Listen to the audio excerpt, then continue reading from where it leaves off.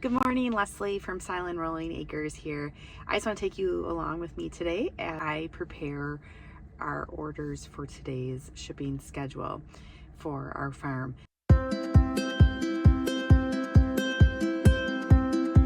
So I dropped off my kids at school. One of them has a morning responsibilities that he helps with at their school. So I don't normally drop them off, but it works out for this timing. So then I drove over to a neighboring town, and I am where I'm picking up our dry ice that we use for our orders for shipping. So I'm going to go ahead in now and go get our dry ice.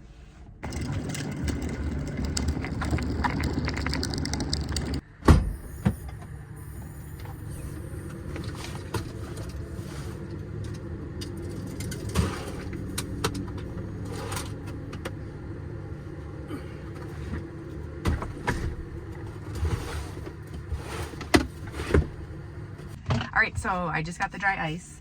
We got let me look at the receipt here. I believe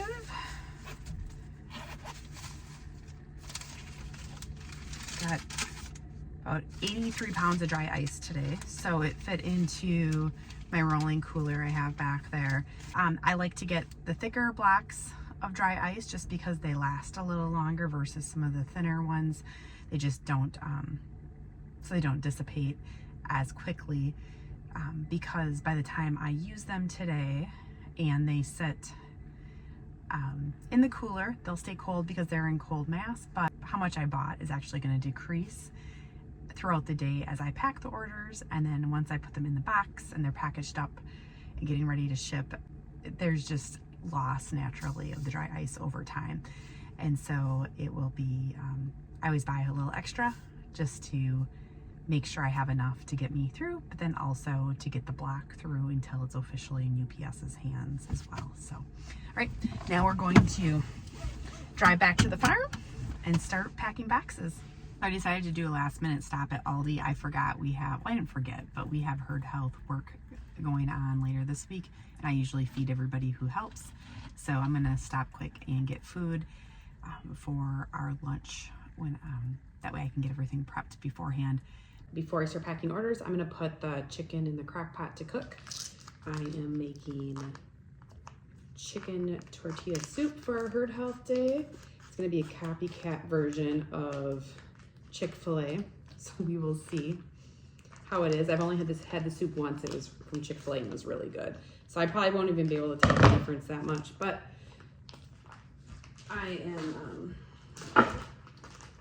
I'll cook the chicken, and then Friday I will make the soup in the crock pot and then start to reheat it early Saturday morning when we have our help coming over. And by the time we are ready to eat, or whenever we eat, it will be ready when we are and reheated. The recipe called for pre-made, pre-cooked chicken, like a rotisserie chicken. So I figured it was easier and cheaper to just cook the chicken from scratch. So that's what I'm doing now. This will cook today. I'll shard it, debone it, throw it in the fridge. I'll take the bones, let them cook in here with water, make some bone broth too while I'm at it. And then we'll get the soup ready later. So I like to always have hands-off stuff for herd health day just because it's easy. So wherever we're ready to go, we're good. And I'm gonna just turn this on and we'll head over the pack shed and start packing orders.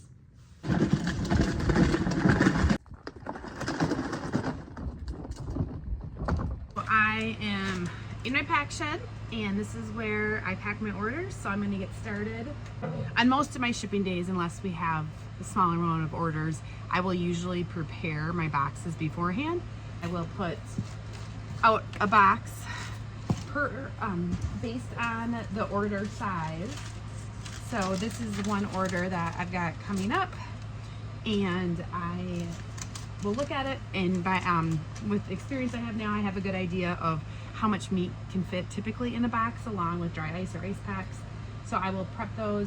I'll print all those shipping labels I'll print the packing slips and add order inserts, and then also print out shipping labels as well. Printing out shipping labels really helps us kind of be ahead of schedule, because for today I have a UPS kind of shining up there. I've got a I guess that's the way it is. We're in a warehouse with bright lights. When I print out the labels ahead of time the day before, then I can schedule a UPS pickup. And for the cost for what it is to do pickup, makes things easier on our end to have the orders be picked up. And typically I would pull orders the day before, so actually pull the meat that would go in the box and have them prepped in a tub, but timing just worked out today. So I'm going to pull all the product right now as I pack them, but because I have most of the other materials ready to go, I still have saved quite a bit of time prepping from yesterday.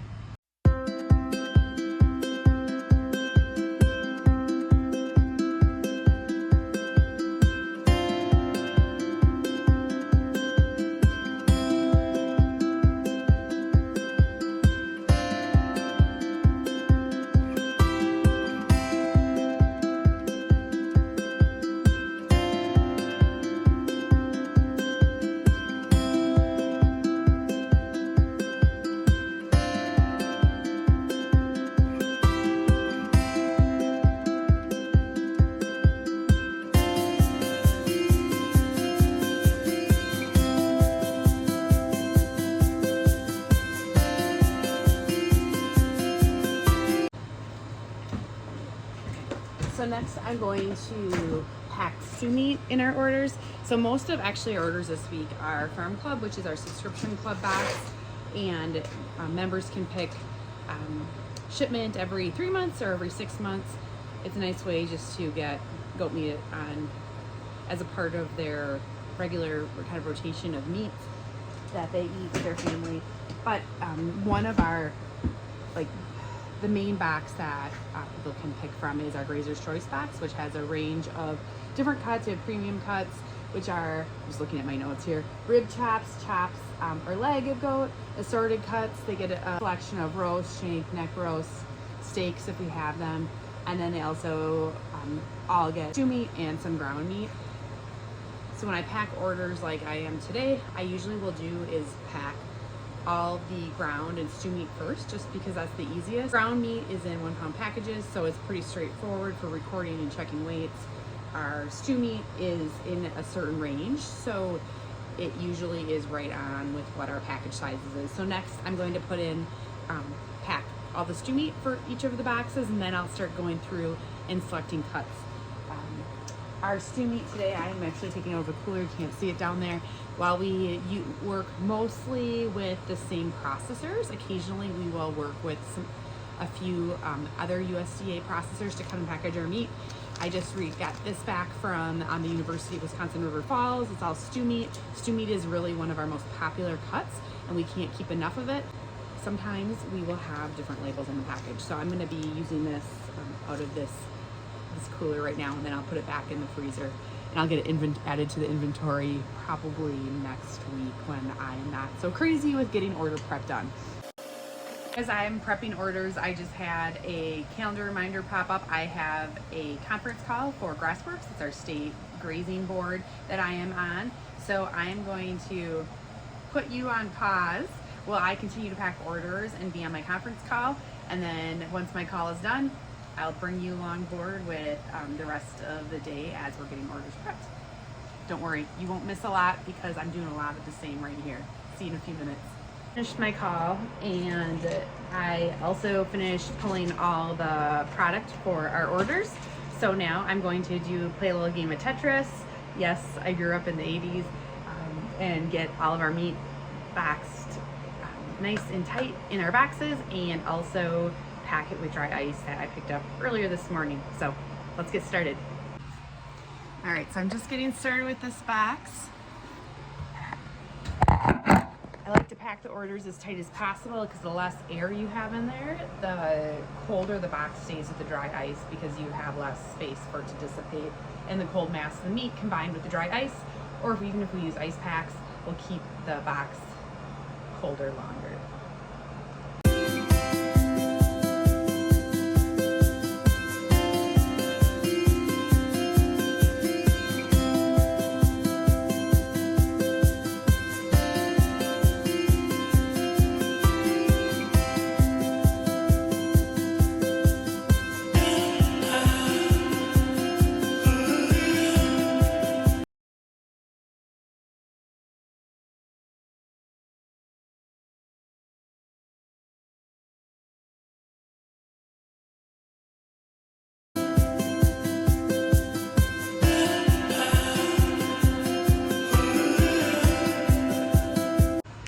put a safety sticker on here because dry ice, well, it works great, can actually burn your skin. So it's always good to remind folks to be careful when handling dry ice.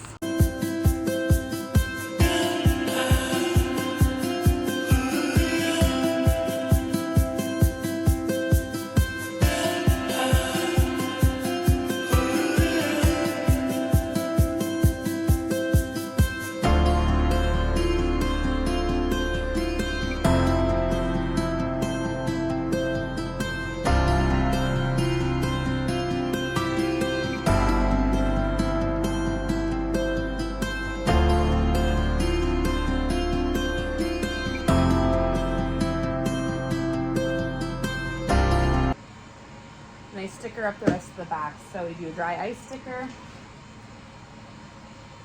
Actually, we have a couple dry ice stickers.